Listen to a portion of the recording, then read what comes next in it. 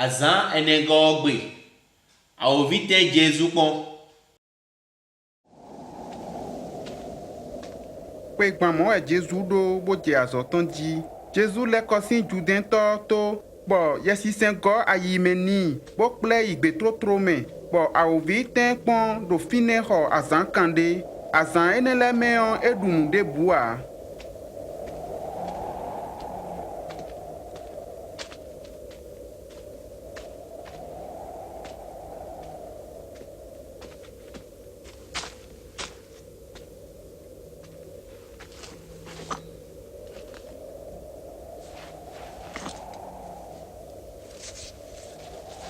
Awovi do ni do.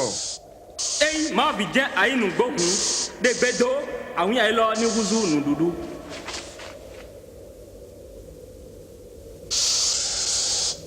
Eko wona do ji. Ndudu kene no hekpe toro gbe alo ko to si ma onu mele bi eno eno gbe.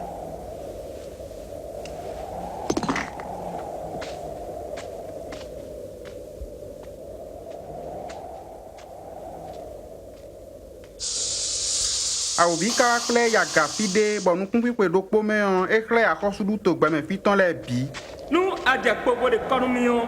Una nawe to enele podo dokun ye ton le bikpo. Do alo chemewe eso nu enele bido bo no na me ejrumi le. Eko wona do akuno ma o to kere anase. Bona yin do kuno geton.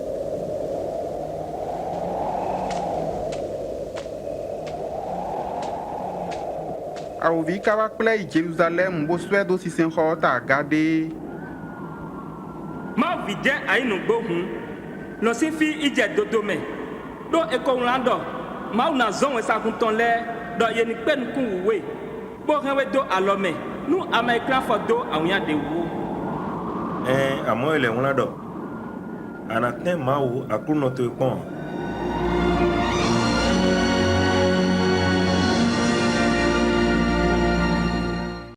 aniwe yi te kpon alokpa aton etin le newe Jésus ka yi gbenu dokporokpo ye tongbon ne erotemi gbongbon